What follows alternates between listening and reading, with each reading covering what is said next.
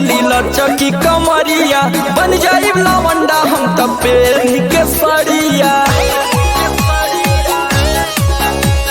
जय माता दी बोली बोली लचकी कमरिया बन जाई लवंडा हम तब पेनी के सड़िया।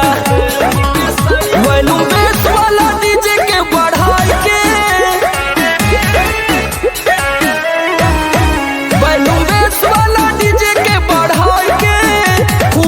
चल जाई नागिन धुन बजाई के।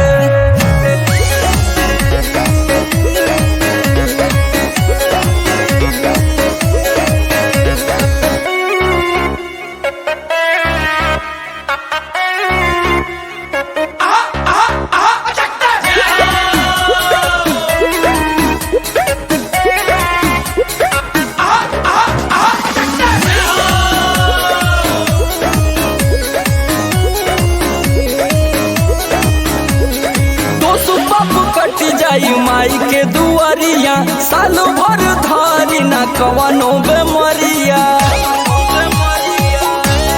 हाँ हाँ दोस्त बाप कटी जाई माई के